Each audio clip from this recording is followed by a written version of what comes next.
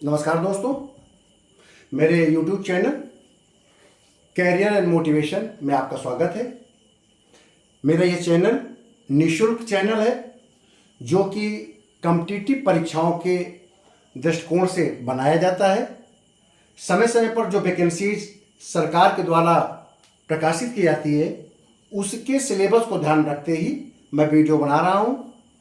वर्तमान में टीईटी परीक्षा, इसके अलावा यूजीसी नेट, पेट, आपका TGT, PGT, assistant professor, SI police की वैकेंसीज प्रकाशित है और अगले 3 से 4 माह के अंदर ये सभी परीक्षाएं विभिन्न चयन बोर्डों के द्वारा आहूत की जाएंगी।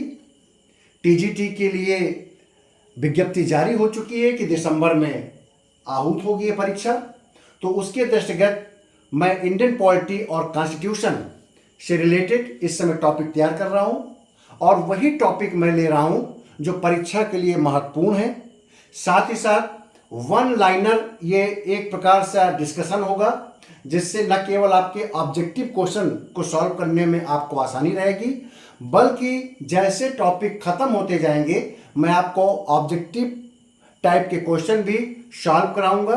और साथ साथ मेरा जो टेलीग्राम चैनल है वहाँ पर भी ऑब्जेक्टिव क्वेश्चंस की सीरीज आप देख सकते हैं, या आप सीधे मेरे यूट्यूब चैनल में जब आप जाएंगे तो आपको टेलीग्राम का लिंक मिलेगा। उस लिंक को क्लिक करेंगे तो आप मेरे टेलीग्राम चैनल पर पहुंच जाएंगे। वहां पर आपको इंडियन पॉलिटी, कॉन्स्टिट्यूशन तथा अन्य विषयों पर इम्पॉर्टेंट टॉपिक आपको मिलेंगे और ये बहुत ही महत्वपूर्ण टॉपिक जो परीक्षा उपयोगी है उन्हीं पर मैं वीडियो बना रहा हूं। और विगत 20 वर्षों में विभिन्न परीक्षाओं में civil services, PCS, UGC NET, assistant professor, TGT, PGT और टेट, पेट, लेखपाल, एसआई पुलिस, जितनी भी वैकेंसीज लोक सेवा आयोग, संघ लोक सेवा आयोग तथा यूपीटीपीएससी, एसएससी के द्वारा निकाली जाती है, उनमें जो भी जिस भी परीक्षा के लिए इंडियन पॉलिटी और कॉन्स्टिट्यूशन से जो भी क्वेश्चन पूछे जाते हैं उनका सार मेरे इन यूट्यूब चैनल के प्रत्येक वीडियो में आपको मिलेगा। तो अब हम डिस्कशन करेंगे राज्यपाल एवं मंत्रिपरिषद के बारे में। इस डिस्कशन में मैं आपको राज्यपाल की संवैधानिक और वास्तविक स्थिति के बारे में बताऊंगा और राज्यपाल का संबंध मंत्रिपरिषद से किस प्रकार का है इसके बारे में भी डिस्कशन करूंगा और यह भी डिस्कशन करूंगा कि राज्यपाल और राष्ट्रपति के बीच में क्या तुलनात्मक समानताएं और क्या दोनों के बीच में अंतर है। तो मैं अब मैं टॉपिक को स्टार्ट कर रहा हूं। आपको स्पष्ट कर दें कि भारत में वर्तमान में 28 राज्य हैं और 8 केंद्र शासित प्रदेश। ये मैं इसलिए कह रहा हूं कि भारत के संविधान का जो प्रथम अनुच्छेद है, अनुच्छेद 1 है, उसी में कहा गया है कि भारत राज्यों का एक संघ है, a union of state. Bharat एक संघ तो है लेकिन राज्यों से मिलकर बनता है। तो इसलिए भारत में इस समय वर्तमान में 28 राज्य, 8 केंद्र शासित प्रदेश में परीक्षा में पूछा जा सकता है वर्तमान में कितने राज्य हैं या कितने केंद्र शासित प्रदेश हैं। ठीक है। राज्य प्रशासन संबंधी, चूंकि मैं राज्य सरकार के बारे में इस समय डिस्कशन कर रहा हूं, तो राज्य सरकार या राज्य प्रशासन संबंधित प्रावधान जो संविधान में है वो भाग 6 के अनुच्छेद 152 से 237 के मध्य है। ठीक। और राज्यपाल का उल्लेख अनुच्छेद 153 से 162 में। पेपर में पूछ देगा कि राज्यपाल का उल्लेख भारत के संविधान के किस अनुच्छेद में है, तो 153 में है और 153 से स्टार्ट होता है राज्यपाल के बारे में। क्या स्टार्ट करता है? प्रत्येक राज्य का एक राज्यपाल होगा। यहां से लाइन आती है, अगर आ जाए पेपर में कि प्रत्येक राज्य का एक राज्यपाल होगा, ये भारत के संविधान के किस अनुच्छेद में है, तो आप लिखेंगे 153 में। ठीक। और यह भी कहा गया है, ये तो संविधान में लिखा है कि प्रत्येक राज्य के लिए एक राज्यपाल होगा, लेकिन यह भी सत्य है कि एक राज्यपाल एक से अधिक राज्यों के लिए भी होगा, क्योंकि 7वें संविधान संशोधन के द्वारा ये अंकित किया गया है कि एक ही व्यक्ति को 2 या 2 से अधिक राज्यों का राज्यपाल नियुक्त किया जा सकता है। ये मूल संविधान में उल्लेख नहीं था, बल्कि 7वें संविधान संशोधन के द्वारा ये जोड़ा गया है। ठीक है। अब आगे आता है कि अनुच्छेद 55 कहता है कि राज्य के राज्यपाल की नियुक्ति राष्ट्रपति करते हैं। कई बार ऑब्जेक्टिव टाइप क्वेश्चन आया है छोटी परीक्षाओं में कि राज्यपाल की नियुक्ति कौन करता है, तो राष्ट्रपति करता है। यह भी आ सकता है कि राज्यपाल की नियुक्ति किस अनुच्छेद में अंकित की गई है, तो 155 में। ठीक है, अनुच्छेद 157 कहता है कि राज्यपाल के पद की निम्न योग्यता है। अगर पूछेगा पेपर में कि राज्यपाल के पद पर अगर कोई व्यक्ति को आसीन होना है तो कौन सी योग्यता बताई गई है, तो संविधान ने केवल 2 योग्यता बताई है। नंबर 1, भारत का नागरिक हो। नंबर 2, 35 वर्ष की आयु पूर्ण कर चुका हो। ये उसकी योग्यता है। शर्तों में कहा गया है कि वो लोकसभा, राज्यसभा या विधानसभा, विधानमंडल का सदस्य ना हो, यह उसकी शर्त है। अगर ये तीनों चीज आता है तो आप 2 योग्यताएं बताएंगे, भारत का नागरिक हो, 35 वर्ष की आयु पूर्ण कर चुका हो। अगर शर्त पूछता है कि क्या शर्त है, कंडीशन क्या है, तो उसको संसद या विधानमंडल का सदस्य नहीं होना चाहिए।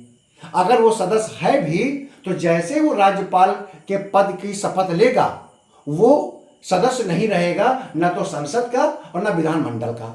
ठीक, और लाभ के पद को धारित नहीं होना चाहिए, मतलब कि वो पोस्ट ऑफ प्रॉफिट के पद पर नहीं होना चाहिए। ये उसकी शर्तें हैं।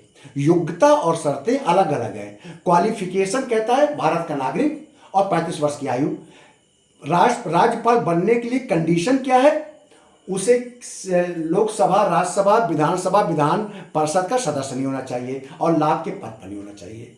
ठीक, राज्यपाल राष्ट्रपति के प्रसाद पर्यंत अपना पद धारण करते हैं। अनुच्छेद 156, जब भी कोई भी बॉडी हो, यदि आता है प्रसाद पर्यंत, इसका मतलब कि उसका कार्यकाल तो निश्चित है, लेकिन उस कार्यकाल को पूरा होने से पहले भी राष्ट्रपति के द्वारा उसे हटाया जा सकता है। ठीक है, ये नहीं कि वो कार्यकाल पूरा ही करेगा, अगर राष्ट्रपति चाहेंगे तो उसे कभी भी हटा देंगे। सामान्यतः राज्यपाल का कार्यकाल 5 साल होता है, अनुच्छेद 156 के सबसेक्शन 3 में कहा गया है, लेकिन 5 साल के पहले राष्ट्रपति उसे कभी भी हटा सकते हैं। चूंकि on the pleasure of president he is discharge his duty, वो राष्ट्रपति के प्रसाद पर्यंत ही अपने पद को धारण करता है। ठीक है, और लेकिन अगर आ जाए कि राज्यपाल का कार्यकाल कितना है, तो 5 वर्ष। राज्यपाल को इससे पूर्व हटाने के लिए किसी भी महाभियोग की जरूरत नहीं पड़ती, और राज्यपाल चाहे तो स्वयं भी राष्ट्रपति को अपना त्यागपत्र संबोधित करके पद छोड़ सकता है। ऑब्जेक्टिव टाइप क्वेश्चन में आएगा कि राज्यपाल अपना इस्तीफा किसको देता है, तो राष्ट्रपति को। यह भी आएगा कि क्या राज्यपाल यदि अपना कार्यकाल 5 वर्ष का पूरा कर लेता है तो क्या पद से हट जाएगा, तो उत्तर है वो पद से नहीं हटेगा 5 वर्ष का कार्यकाल पूरा होने के बाद भी, जब तक कि नया राज्यपाल उस राज्य में अपना पद धारण ना कर ले। तो बात आती है कि उस नए राज्यपाल को या पुराना जो राज्यपाल काम कर रहा है उसको शपथ कौन दिलाता है। क्या नए राज्यपाल को शपथ पुराना राज्यपाल दिलाता है जो पद छोड़ रहा है? नहीं, राज्यपाल को शपथ उस राज्य का जो मुख्य न्यायाधीश है उच्च न्यायालय का, वो दिलाते हैं शपथ। राज्यपाल को शपथ राष्ट्रपति नहीं दिलाते। राष्ट्रपति नियुक्ति तो करते हैं और राष्ट्रपति के प्रसाद पर्यंत वो पद भी धारण करता है, और उसका कार्य 5 साल होता है। 5 साल से पहले वो इस्तीफा दे के हट सकता है या राष्ट्रपति स्वयं हटा सकते हैं, लेकिन पद की शपथ राष्ट्रपति नहीं दिलाते, बल्कि उस राज्य का मुख्य न्यायाधीश दिलाता है। यदि मुख्य न्यायाधीश नहीं है, अवकाश पर है, तो वहां का जो वरिष्ठतम न्यायाधीश होगा राज्यपाल का, वो दिलाएगा, उच्च न्यायालय का वो दिलाएगा। राज्यपाल अब आता है राष्ट्रपति के पास। देखिए राजनयिक शक्ति है, विभिन्न देशों के साथ जो आपका एम्बेसडर या हाई कमिश्नरी की पावर होती है वो उसके पास है, राष्ट्रपति के पास। मिलिट्री पावर भी राष्ट्रपति के पास होती है। इमरजेंसी लगाने की पावर भी राष्ट्रपति के पास होती है। राज्यपाल के पास ये 3 शक्तियां नहीं है। नंबर 1, डिप्लोमेटिक पावर नहीं है, मिलिट्री पावर नहीं है, इमरजेंसी पावर नहीं है, जबकि राष्ट्रपति के पास तीनों पावर है। ठीक, अब आता है कि जब सरकार अपना काम करती है तो क्या मुख्यमंत्री अपने नाम से काम करते हैं या मंत्रिपरिषद अपने नाम से काम करते हैं? ध्यान रहे, कार्यपालिका के समस्त शक्ति किसमें निहित है? राज्यपाल में निहित है। जो आपकी कार्यपालिका है, राज्य सरकार जो इसकी एग्जीक्यूटिव बॉडी है, वो राज्यपाल के नाम से की जाती है। भले ही राज्यपाल की शक्ति नाम मात्र की शक्ति है और वास्तविक शक्ति मुख्यमंत्री की होती है, क्योंकि मुख्यमंत्री निर्वाचित होता है जनता के द्वारा। ठीक, संविधान में कहा गया है कि राज्यपाल मुख्यमंत्री तथा मंत्रियों की नियुक्ति करता है। ठीक है, राज्यपाल ही मुख्यमंत्री तथा मंत्रियों की नियुक्ति करता है, लेकिन राज्यपाल स्वतंत्र नहीं है। राज्यपाल उसी दल के नेता को ही मुख्यमंत्री बनाएगा जिस दल को बहुमत है। ठीक, और मंत्रियों की नियुक्ति राज्यपाल मुख्यमंत्री के परामर्श से करता है। ठीक है, अगला है कि राज्यपाल महाधिवक्ता की नियुक्ति करता है, अनुच्छेद 165। ध्यान रहे, भारत सरकार में राष्ट्रपति अटॉर्नी जनरल की नियुक्ति करता है और राज्य में राज्यपाल एडवोकेट जनरल की नियुक्ति करता है। एडवोकेट जनरल महाधिवक्ता सरकार का मुख्य विधिक सलाहकार होता है। यही हाई कोर्ट और सुप्रीम कोर्ट में सरकार की ओर से सरकार के प्रतिनिधिकर्ता के रूप में खड़ा होता है, वहां पर बहस करता है। एडवोकेट जनरल राज्यपाल के प्रसाद पर्यंत रहते हैं, यानी कि इनका कोई कार्यकाल नहीं है। इनका वेतन का निर्धारण राज्य की विधानसभा करती है और महाधिवक्ता ही एक ऐसा अधिकारी है जो विधानसभा में जा सकता है, बैठ सकता है और वहां की बहस में भाग ले सकता है, लेकिन वोट नहीं डाल सकता। राज्यपाल राज्य निर्वाचन आयुक्त की नियुक्ति करता है, स्टेट इलेक्शन कमीशन की, ना कि सेंट्रल इलेक्शन कमीशन की, यूनियन इलेक्शन कमीशन की नहीं। राज्य के निर्वाचन आयुक्त की नियुक्ति करता है, लेकिन राज्यपाल उसे हटा नहीं सकता। हटाने की शक्ति राष्ट्रपति के पास है। राज्य निर्वाचन आयुक्त को नियुक्त तो करता है राज्यपाल, सेवाएं शर्तें भी निर्धारित करता है राज्यपाल, लेकिन हटाने की शक्ति है राष्ट्रपति के पास। और कैसे हटाएगा राष्ट्रपति? स्वयं नहीं, जब संसद सिफारिश करेगी उसको हटाने के लिए। ऐसे ही राज्य लोक सेवा आयोग, पब्लिक सर्विस कमीशन जो पीसीएस की परीक्षा कराता है, एसडीएम और डिप्टी एसपी की नियुक्ति करता है, ऐसे ही राज्य के अन्य अधिकारियों की नियुक्ति करता है। उसके अध्यक्ष व सदस्यों की नियुक्ति तो राज्यपाल करते हैं, लेकिन हटा नहीं सकते। हटाए जाने की शक्ति राष्ट्रपति के पास है। अब आता है मुख्यमंत्री का राज्यपाल के साथ कैसा संबंध है। आगे भी राज्यपाल के बहुत से अधिकार कर्तव्य हैं, लेकिन पर्टिकुलर किसी संस्था के संबंध में हम जब उस संस्था को लेंगे डिस्कशन के लिए, तब हम राज्यपाल के बारे में डिस्कशन फिर से करेंगे। अब आता है राज्यपाल मुख्यमंत्री का संबंध क्या है। ध्यान रहे, कहा जाता है कि राज्यपाल एक प्रकार से राज्य का प्रमुख है। Governor is the head of the state, लेकिन जो आपका मुख्यमंत्री होता है वो सरकार का प्रमुख होता है। स्क्रीन में प्रधानमंत्री लिख गया है, उसके जगह आप मुख्यमंत्री पढ़ेंगे। मुख्यमंत्री सरकार का प्रमुख होता है कि governor is the head of the state but chief minister is head of the government. वो एक प्रकार का टाइटुलर पोजीशन में है आपका राज्यपाल, नाम मात्र का संवैधानिक अधिकारी है। उसके पास वास्तविक शक्तियां नहीं होती है। वास्तविक शक्तियां जनता के द्वारा निर्वाचित मुख्यमंत्री के पास होती हैं। ठीक है, जिसको हम लोक प्रशासन में या विधिक भाषा में डिफैक्टो एंड डिज्यूर कहते हैं। डिज्यूर का मतलब है कि विधिक शक्ति, संवैधानिक शक्ति। हमारा जो गवर्नर है वो डिज्यूर पावर रखता है, संवैधानिक पावर रखता है, लेकिन जो हमारा मुख्यमंत्री है वो डिफेक्टो पावर रखता है, यानी कि वास्तविक शक्ति रखता है। उसके पास वास्तविक शक्ति है। ठीक है, अगला है कि जैसे मैंने कहा कि राज्यपाल मुख्यमंत्री की नियुक्ति तो करता है, लेकिन अन्य मंत्रियों की नियुक्ति राज्यपाल स्वविवेक से नहीं कर सकता। राज्यपाल मुख्यमंत्री की सलाह पर करते हैं।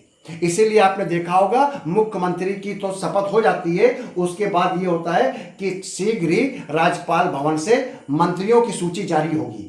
वो मंत्रियों की सूची राज्यपाल जारी नहीं करने जा रहे हैं, बल्कि मुख्यमंत्री वो सूची भेजते हैं राज्यपाल महोदय के पास कि आप इनको इनको ही मंत्री की शपथ दिलाएंगे, क्योंकि ये नियुक्ति तो राज्यपाल करते हैं लेकिन मुख्यमंत्री की सलाह पर।